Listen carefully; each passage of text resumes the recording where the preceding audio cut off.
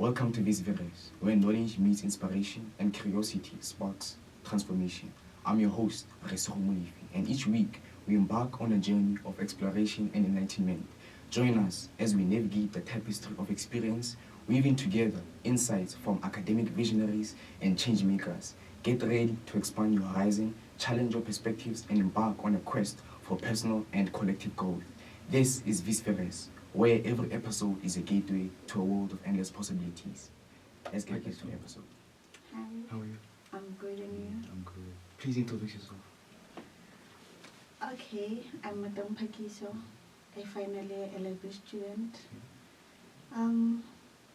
There's not much about me, you know. I'm just a cool person. Yeah, very observed. So you're very observed. Yeah. So if someone has just clicked onto this podcast, can you tell me a reason why they should stay around and listen? And what value they want to get from this talk? Okay, I would say learning from other people's experiences would help you a lot when you encounter similar challenges. So it's better to listen to this kind of podcast so that you are well ahead or well prepared for what to expect, you know. So, yeah, they'll gain a lot from experiences that I know. Yeah, it's been hectic, It's been hectic. but I'm here. Okay. So those who will listen to this podcast will know that despite the challenges and everything, the hassles and everything, it will all be worth it in the end. Okay. So, yeah. So what do you do? What is your experience? Okay. As a first year student, during my first year, in fact, I came here and said, you know what, I've got this, you know, and I'm gonna do my best in everything. Okay, I started, and then my first day was COVID, all those kind of things, and yeah, I struggled a lot. And my academics, okay, they were good, but not to my expectation. And then what I had expected is that I would finish in record time. But here I am. Where you are. Yeah, So so what is your qualification? I'm doing LLB. Okay, LLB. Yes. Okay. So I remember this other guy during registrations. He asked me, what are you doing? What are you going to be doing? And then I said LLB, and he said, you don't want to graduate. So after seeing her, okay, I'm going to have a fifth year. And I was like, what if that guy was right? You know? But then I'm like, okay, even though I'm not happy being here again, but it has been worth it. You know, I gained exposure to a lot of things and experiences from last year. I think last year was the best year for me, yes. So I was like, no, it's not that bad. I'll gain more experience next year. I'll get more involved in things because from my first year till third, I was not involved in many things, you know. I was just keeping it to academics. Okay. So if it's like that, since this podcast started, I've heard a lot of wonderful stories from wonderful people about their background. So I'd love to learn more about your background, from when you were in primary, you were at high school, where you are from, and would you mind sharing your originality and your upcoming as a young youth? Okay. I'm from Free State, Kwakwa, a very rural area. Growing up, I was just a friendly child, you know, always did my best academically. I think I've always been smart for my age, you know. I like taking those decisions that are hard for my age, so yeah. And then very disciplined, I have to say. But the only challenge I got throughout my school years was bullying. I was bullied. I don't even know how I made it, ne? Because I kept on passing, like I've never failed a grade. So I don't even know how, because I know like I was so depressed. You know, having to go to school and you know like it's not going to be easy.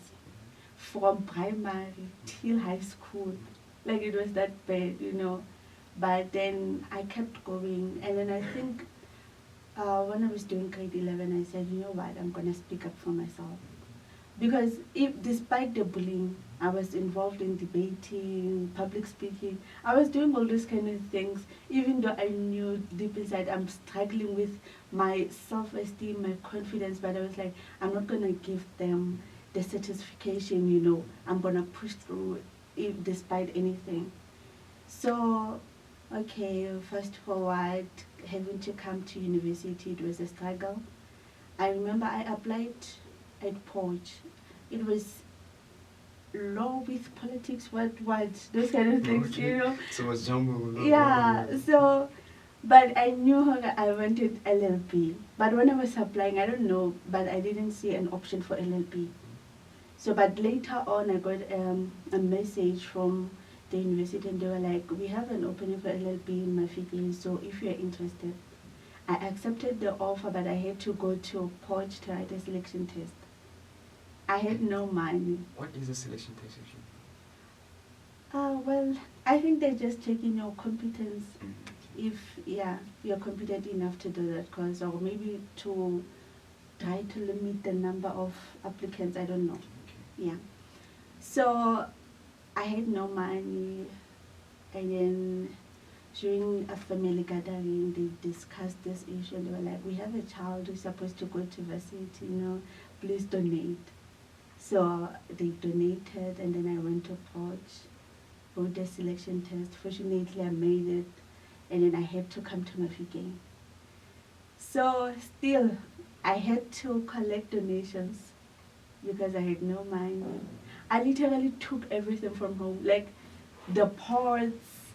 You know, I had pots, plates, everything, because I knew how I'm not going to be able to afford them, you know. So, yeah, but okay, there was this family. I have this, it's those distant relatives, you know, but they were very welcoming. So I stayed with them for some time while I come here with registrations and everything. And then I got a problem with accommodation, you know. But fortunately enough, I found one in Dubai. So I've been staying there since first year. Yeah, but I can say through all that, I learned that I'm strong. That's right. Yeah. Shame, coming from Free State to Northwest, it's about 6 hours drive. And it was my first time. But I just said, I'm going there, you know. And then so, yeah, And you're here now. I'm here now. How does it make you feel? Yeah, I feel like a conqueror. Like I did it, you know. Like I did it. I was way young at the time. I was 19. Mm. Yeah, I was 19 years. So how was your transition from high school to university? The transition. It was not easy Mm. because I'm not too social, you know. So, no, it was not. It took time for me to adjust and say, okay, I'm a university student now, you know, all those kind of things. But it has been great. It's been great. Yeah. So you enjoyed the process of transitioning. Are there any friends that helped you adjust? Or Okay, let me see. I started having someone to call a friend during my third year, okay. you know, Mhm. because I don't know, I have people that I know, but okay, they were there, but not so much. Because like I just keep my distance most of the time, you know. So I do have one. Yeah, she was there. Okay. Yeah. Shout out to her. Ne? Yeah, shout out to her. So because you do law, what inspires you? What inspires you to pursue the law, LLB? Okay. It was mostly based on personal reasons, you know, especially this bullying thing. I said, you know what, I have the ability to talk. I've seen that, you know, and then I said, that's the only way I can try to advocate for justice, try to advocate for, you know, feel, what can I say? You know, if you're a lawyer, man, you get to a place, you know, they're gonna feel you, you know. So I was like, I'm gonna do it. And then, okay, I had a situation with my siblings when my mother passed away. We took them. I knew it's not in their best interest, but I had no power, you know. So I knew if I knew the law, I would have done something. But because I didn't, I had no background, you know, it just happened. Even now, I don't even know where they are. We lost communication and everything. So that is why I pursued law. And because I've always been in debates, public speaking, I saw my potential there. So from grade 10, I said, I'm going to do law, you know. And fortunately enough, You're doing it now. I'm doing it now. Mm. Yeah. Okay.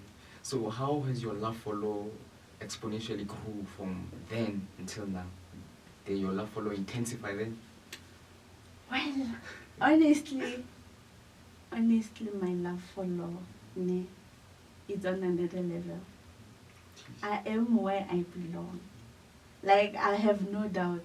Honestly, I have no doubt, Shame. I know it's not easy in law.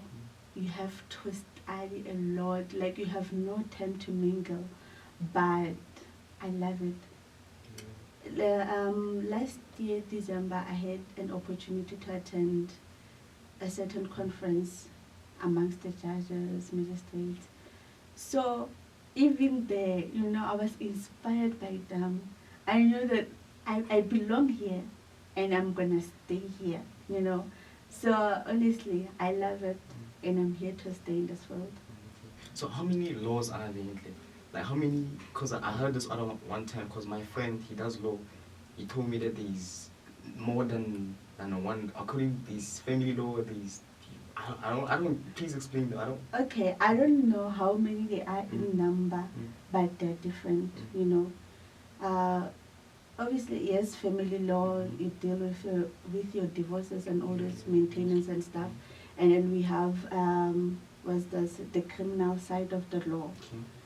And right, okay, you can just say the civil part and then the criminal. The civil part is where you hold people liable, maybe you deal with your accidents and everything, you know, and then the criminal part, you deal with your rape and murders and stuff. Yeah. So, which law do you find the most satisfying? Criminal. Which one fascinates you the more? Criminal. Criminal law. Yeah. Please tell me about it. Okay, criminal law, in practice, it's very challenging. It will challenge your morals, your beliefs, because at some point, imagine if you're a lawyer and you have to represent someone who raped, you know. So I know it's going to challenge me, but I'm willing to take up the challenge. I think I'm always open to something that's going to challenge me more, that's going to challenge my beliefs, you know. So the civil side, okay, it's fine for me, but Like the criminal law more? yeah, you've seen those criminal cases. Like, it's hectic there.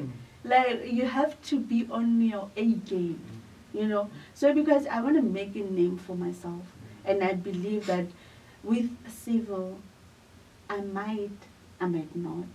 But with criminal, like, I'm gonna be there, you know, I'm gonna be known. So that is why, like, I wanna follow criminal. Yeah. So, in the tests that you law students are there any case studies or any tests, psychological tests that they examine you guys on that test your judgment abilities to handle these type of cases? Okay, we deal mostly with, okay, they'll give you a scenario, and then you'll have to pretend as if you're an attorney, and you have to advise the client, right? So in advising the client, you have to firstly outline the issue. So within that scenario, you have to know, okay, this is the issue I'm dealing with. Because the scenario is very broad, but you have to, you know, exonerate the issue. From exonerating the issue, you have to know the principles that are applicable, you know. Okay, we are dealing with a delict, then here are the principles, you know. And then after determining those principles, you have to be able to apply them to the scenario. Then you'll have your conclusion. You know, the ultimate end is to being able to answer that issue, because that issue usually is in a question form. So you have to find an answer, and then that will be your advice. From the case study. From the case study. And how long is the test? Well, usually it's 1 hour 30 if it's 50 marks, and then for the exams it's 3 hours for semester modules. But it's not that hectic, you know.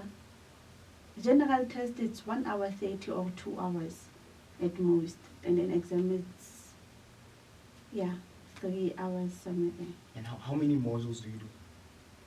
All in all, I think it's 40. 40. Yeah. Okay, 40. And how do you handle the pressure and the stress of law school, the academic pressure? How do you maneuver through it?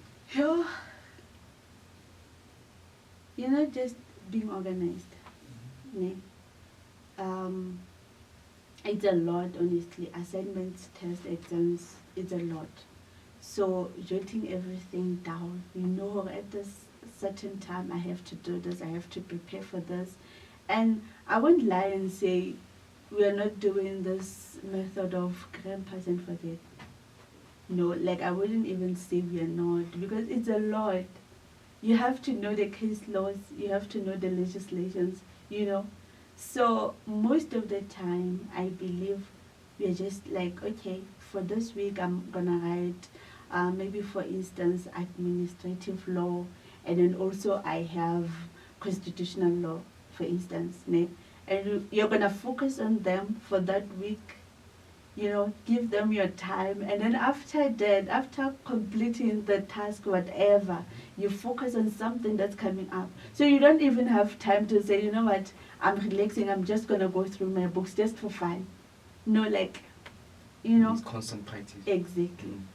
So what's mostly important is being able to grasp your content easily.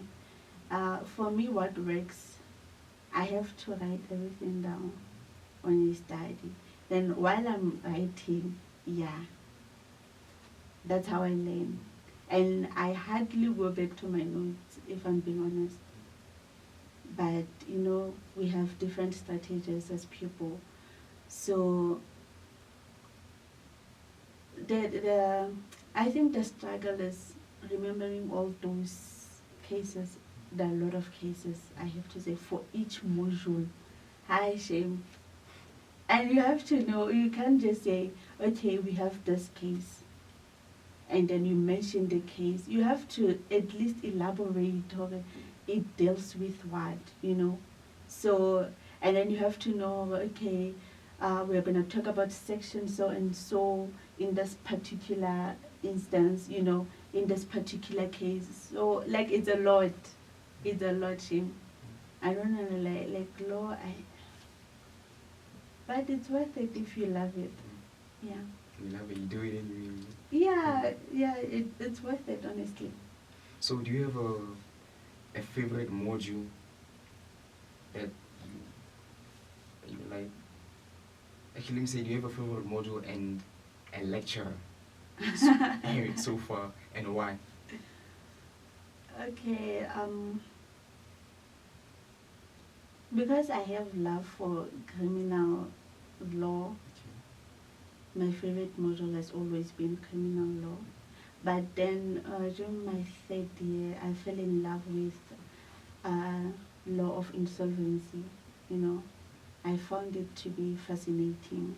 Which is? What can I say? Okay, if you have more debts, and then you're not able to pay them, and then you end up being called an insolvent person, that means you're not going to be able to handle your money. So, you know, that kind of process. Do you have, like, is it like a debt review or something like that? Yeah, something related to those kind of things. Yeah. So law of insolvency deals with things related to that nature.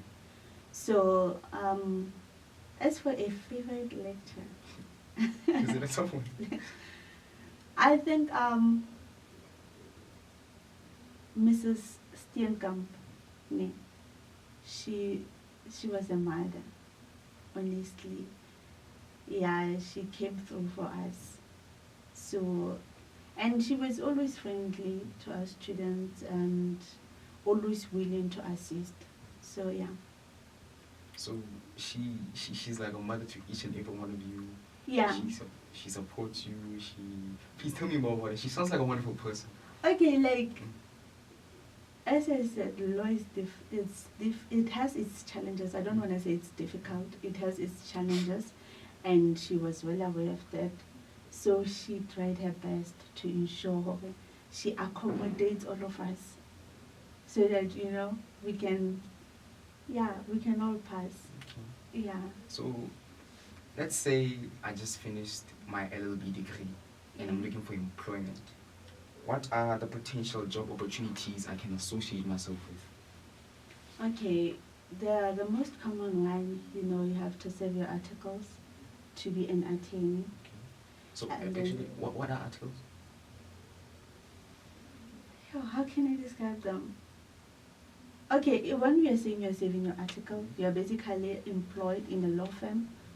So to serve as a candidate attorney, you will be responsible for drafting documents, doing consultation with clients, sometimes appearing at court, those are your roles.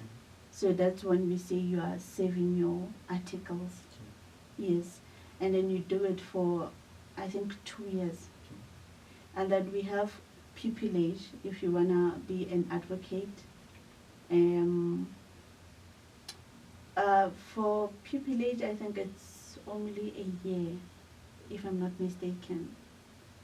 And then you can be a legal advisor. Honestly, there are so many opportunities I've only realized. There's also, what's this, compliance officer, a legal secretary, a what's this, paralegal or something, somewhere there. It's a lot. It's just that we are only focused on being an attorney. I'm going to tell you, all of the students will be like, after this, I want to serve my articles. I want to be an attorney. So we are just so stereotyped to expose ourselves to other options, I think also it's because, we've always known that if you're doing law, then eventually you're going to appear in court. So most of us were like, okay, from here, articles, attorney, But honestly, fella, there are so many opportunities out there. You can work at a bank, like there are so many opportunities, honestly. Yeah, it just depends on your preference as a person. Yeah. Are they lucrative? Well, on an interest standpoint, are they lucrative enough for example, let's say I just finished my degree, I'm 25 years old, or between 23 and 25, yeah. and I'm just getting. Okay. I'm not really sure. Okay. I'm not really sure, honestly. But I think in every field and in every opportunity that you might get, it all depends on your interest and how you will face that, how you will, how can I say, your attitude towards that field you'll be in. Or if, let's say, I become a legal advisor, it's not my interest, honestly, I don't want to be a legal advisor. But if I were to be presented with that opportunity, I will take it, and then I will take whatever challenge I find within the field, So honestly, it depends. You just get in and you'll see. Yeah, honestly, because even for articles, it doesn't guarantee you employment. You can serve your articles in a certain law firm, and then after your 2 years of saving articles with them, they release you.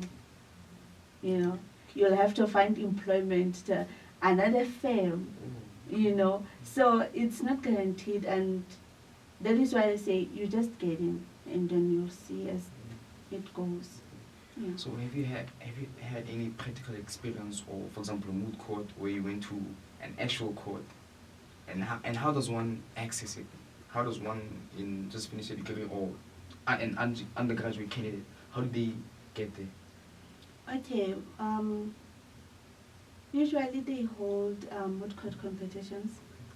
Yes. I think it was in my second year I took that chance and said, you know what, let me just go. Okay, we didn't even get to the finals, but it was worth it, honestly. And then we have a module, moot court. You choose between moot court, law clinic, and research. So I did moot court. So it gave me exposure. So for moot court, basically it's more about your argument. You know, it will brush your argument. You'll know what to say and how to say it. And then for law clinic also, it is a great exposure. You learn how to draft, you know. You learn, yeah, mostly in drafting. It will help a lot. And then, okay, the other thing, there's this mentorship program, the international, what's this? IEWJ, International Association of Women Judges. It's here in Mafikeng. Even this year, there are some students who are part of the mentorship program. So I was part of the mentorship program last year. So basically what we do there, we attend court regularly, and then we meet with the judge, the deputy judge president judge of the High Court. So she's the mentor, you know. So you get to see the practical side of the law. You get to see how those advocates present their cases, how they address the judge, you know, and then the court etiquette, what to wear, you know. So it has given me a great exposure, honestly, because I learned a lot from there. And then, as I said, I even got an opportunity to go to that conference through the mentorship program. So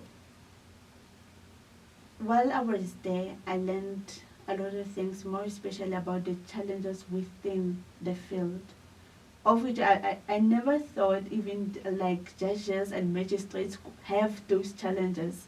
But being there and hearing them talk about those challenges, it gave me a different perspective, you know, and it also enlightened me.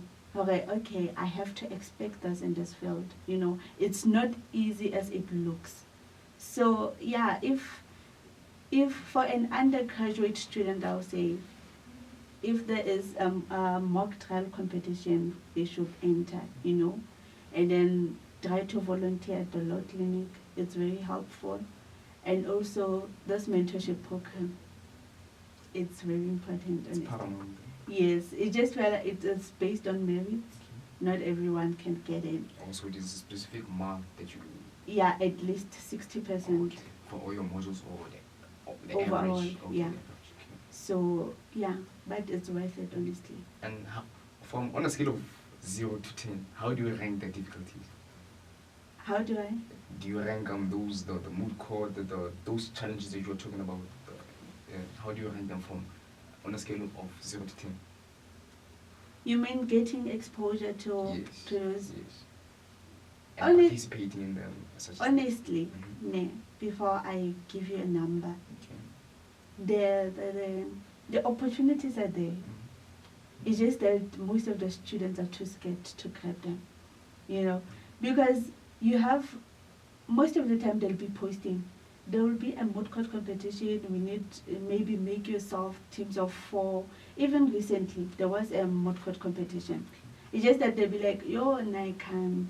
I'm not going to be able to argue. What if this happens? You know, our fear holds us back. So the opportunities are there. The challenge is just us, you know, how you see yourself, how you perceive yourself. If you feel like you're not going to be able to do it, then you'll never take a chance. So I wouldn't even underrate it. Honestly, fella, they are there. We have our debates, we have the public speaking. Like they are there. It's just up to a person to say, I'm gonna take this chance and I'm gonna do it. You know. So yeah. Can you share any memorable experiences you've learned from them? From the Yes. the activities I took part in. Yes. Okay. Let me see.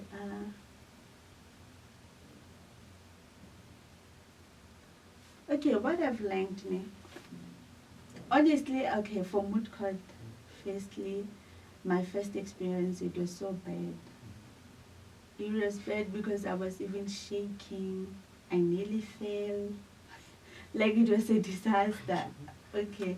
So, but after that, when I was doing mood court as a module, I remember we had to do a practical. Okay, firstly, we drafted the heads of argument, and then after that, we had to argue them in person. And then while I was arguing and everything, I was I was so happy because I could see, that our lecturers were there and they were impressed. I could see like those people are impressed with what I'm saying. And then after presenting, they would ask you questions. But for me, like those other, we have this certain lecturer. He's very strict, and I was so scared because he was part of the panel, and I was like, oh, it's gonna be so tough. But he had no question for me.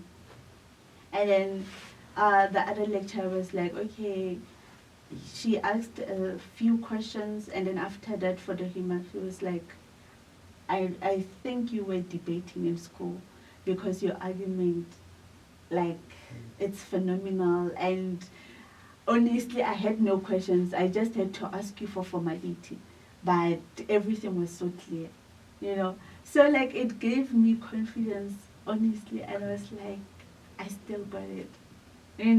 Like honestly, even recently there's this competition, moot court competition. So I went there. Honestly, I was not so confident about it, more especially about my heads of argument. But then when I got there, they were like, yo, your writing, it's on another level. You should consider doing masters and everything. So those things, honestly, they make me feel confident and be like, yeah, I've got it. So yeah. Okay. So can you tell me the most paramount skills that are required to be a lawyer, and what are the toxic behaviors and toxic things that people do that limits them, and that people that are doing law are supposed to get rid of them in order to be successful? Okay. So firstly, if you wanna be a lawyer, you have to. There's a certain way in which you should present yourself, and in which you should behave. You know, you should be disciplined. You should be honest in everything. Like Otherwise, seriously. you go to jail. Yeah, it go like even if it doesn't land you in jail, but having those records of disciplinary hearings and stuff can be, Okay. can sabotage you in the long run. And just just be down to earth. I understand people are like, lawyers, they like to argue. They just love to argue. Well, for me, I'm like, we don't just argue. You should choose what you're going to entertain, you know, because whatever you say might be detrimental to you in the long run, because we are dealing with ethics in this field. So how you behave yourself around people and towards your studies as well is very important. And then we have those people who are so arrogant. And I can say law students, most of them, they're so arrogant. Like they think they know everything. Are you part of them? No, Okay. no. Like, Okay. if you don't ask me, you wouldn't even know that I'm doing law. you know.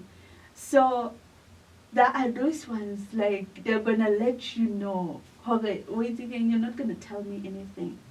So that behavior, honestly, it's wrong, more especially in this field. You need to learn from people. You need to be open to say, okay, I'm wrong, or I don't know. If you don't know, you don't know, you know, accept and be willing to learn. And I think that's how you'll make it in this field. And respect each and everyone. More especially if you go to court, you'll meet with Abu Mani, and then also the clerks. Despite your level of qualification, those people are very important. You know, if you go to court, like, honestly, if you're not respectful to them, you wouldn't even know where to go.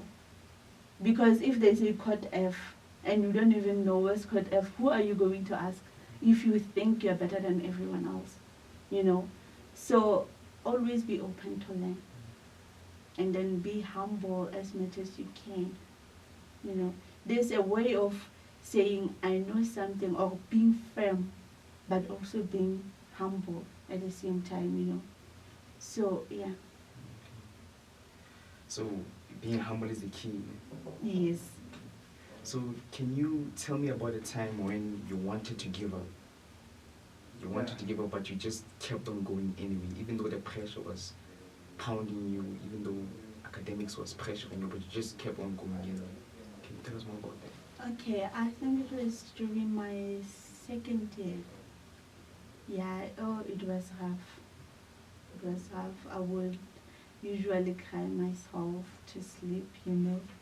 Yo, it was rough. So, yes, I said to myself, you know what, I'm done. Like, I'm done. Like, for my own peace and everything, let me just. But then I remembered that I have siblings back at home, you know, because in whatever you do, as much as you can say, I'm doing this for myself, me, I don't care about what other people say and everything, but there are those people who have expectations from you, who are looking up to you. And if you give up, you're not only killing your own dream, but you're also killing their dream, you know.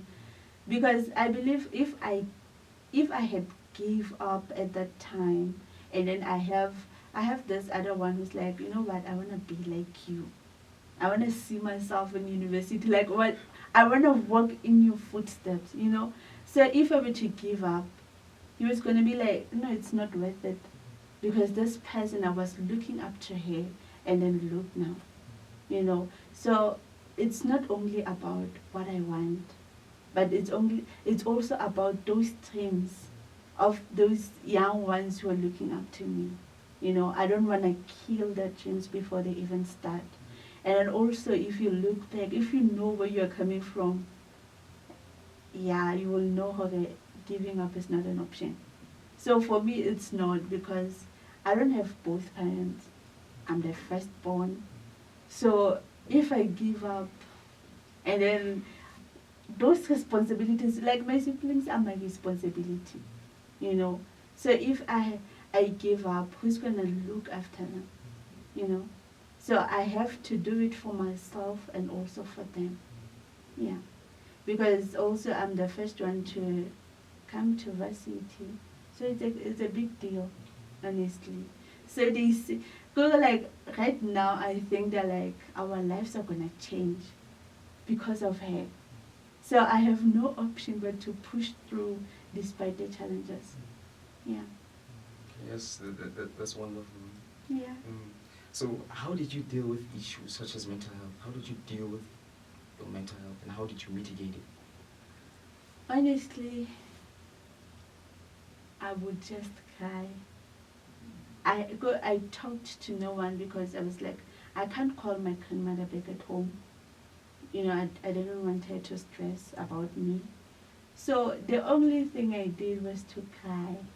Honestly, I would just lock myself in my room and just cry and be like, God, you know what? Wow, boy, like, what's up with you? Like, you know, have that conversation with him and be like, no, you can't do this to me. Yeah? And then eventually things started to fall in place. I think during my third year, I was like, you know what, it is fine. I started to accept that, you know what, I'm gonna face challenges, but they will help me grow and I will learn from them. I've encountered challenges since primary school, and then here I am, you know. So let me just push through. And then every time I feel overwhelmed, close my room, I cry. Honestly, I did nothing more rather than doing that. But then, yeah, accepting challenges helps a lot.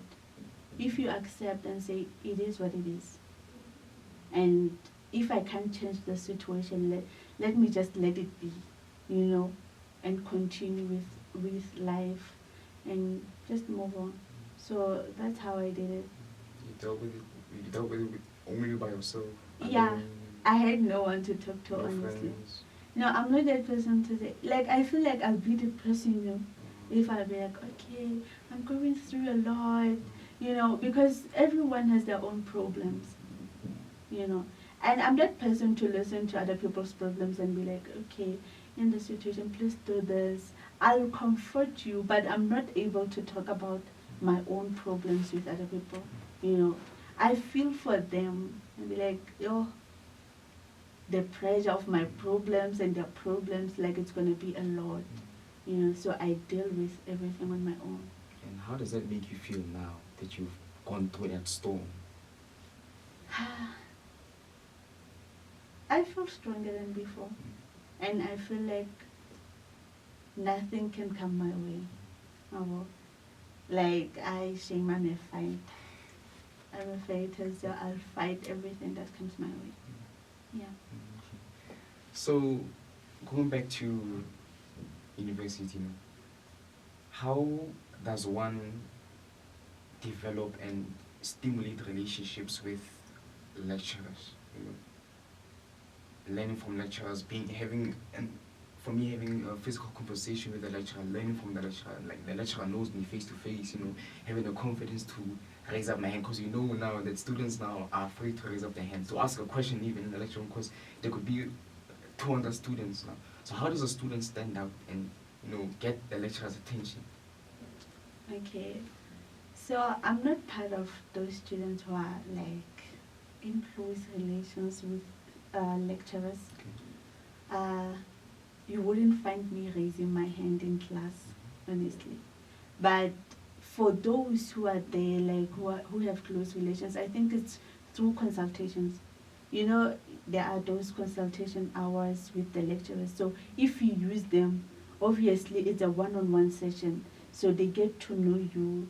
Then oh, okay, this particular student, she's constantly here. And that's how you build a relationship with a lecturer.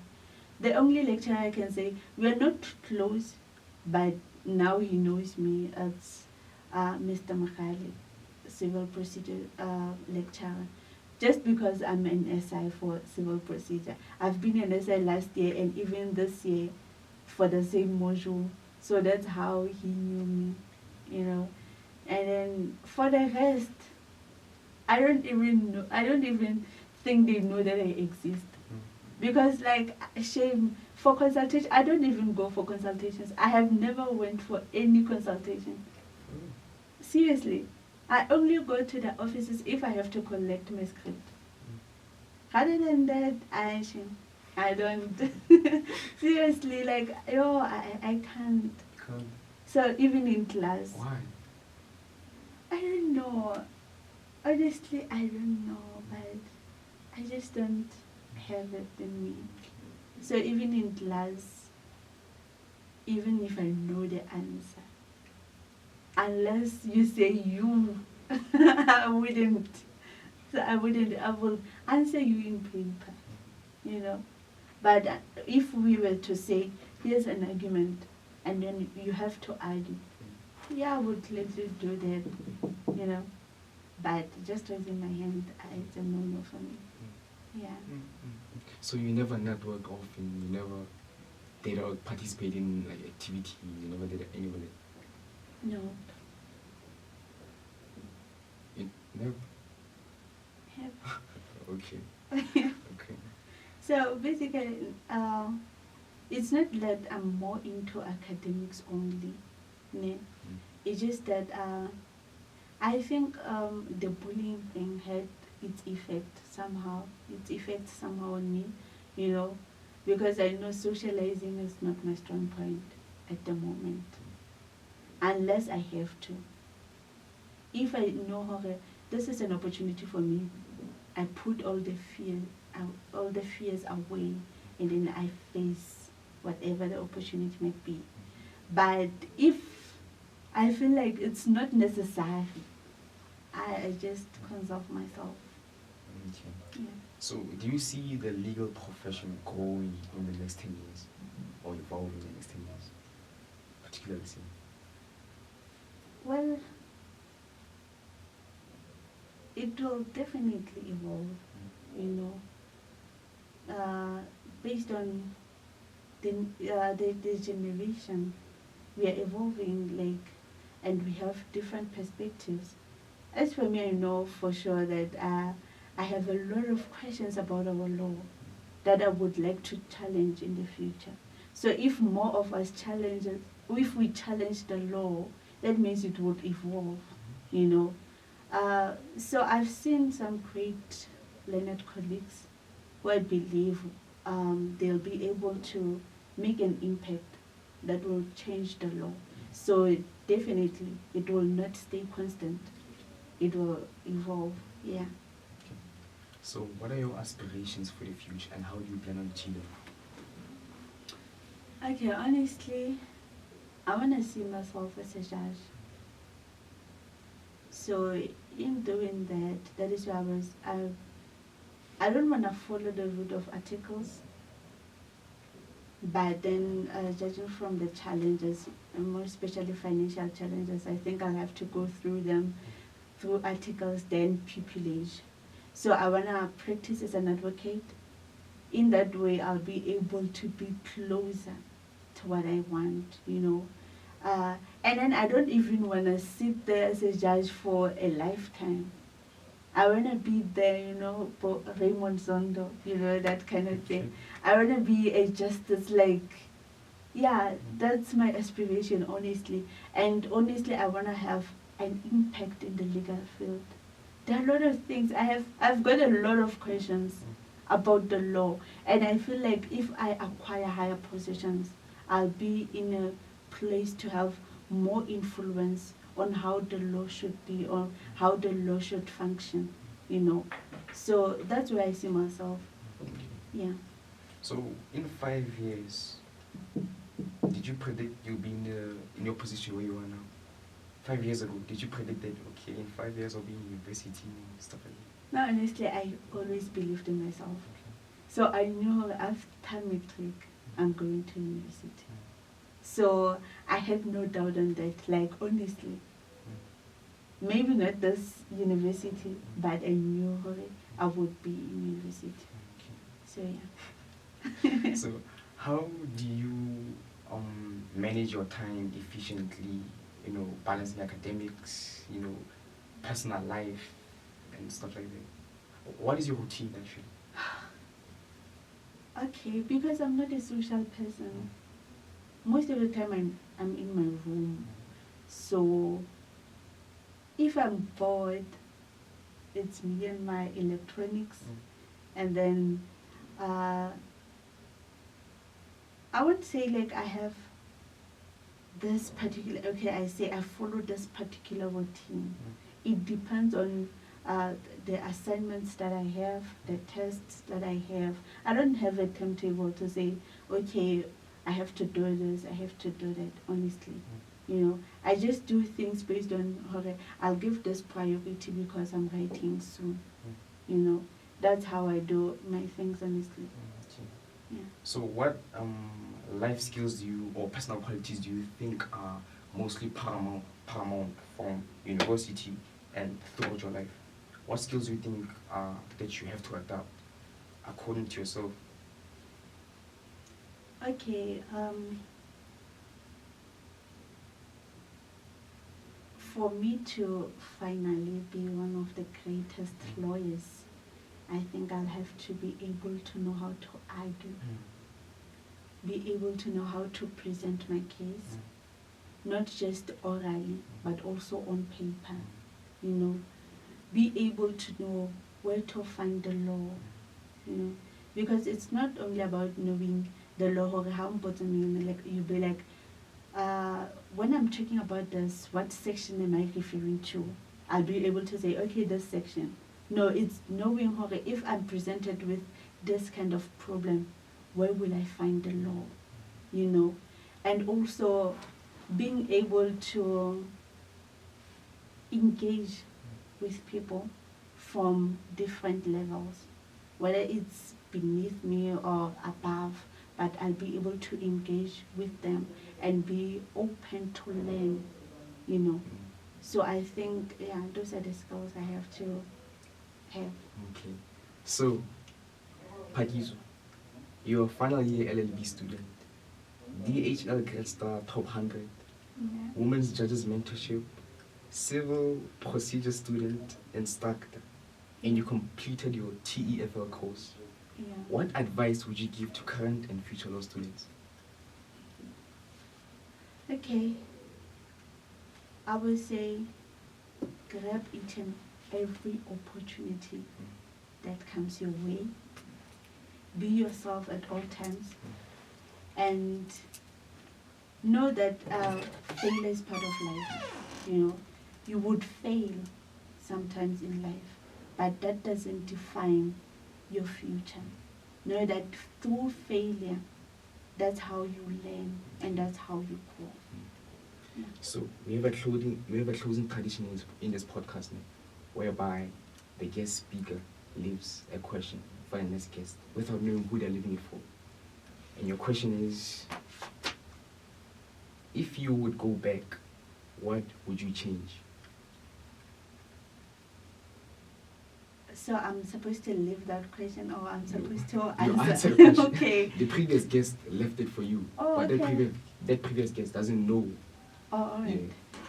Could you please repeat it? If you would go back, what would you change?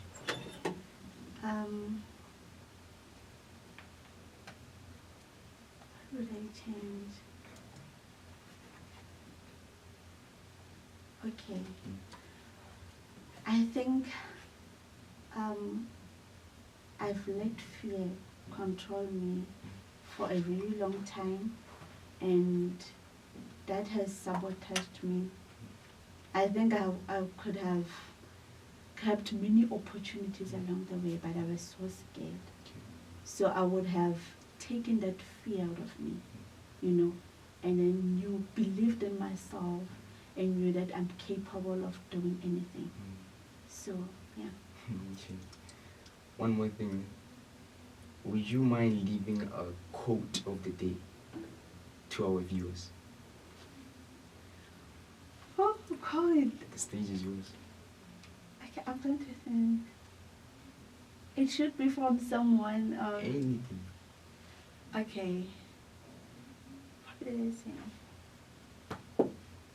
Okay, I would say always be yourself and know that you are capable of doing anything and you have the ability and you're always a winner. Your challenges don't define you. Yes. Yeah. That's it for you guys, ne? Phakiso, I thank you for coming in. It has been a pleasure. This will definitely be an educational tool to many students. You inspire, you have knowledge, when you give us anything the education that we require, and it will help us pursue, I hope that future law students are watching this and they could gain some skills that they learn from you. Thank you. Thank you for having me. It was a pleasure. Thank you.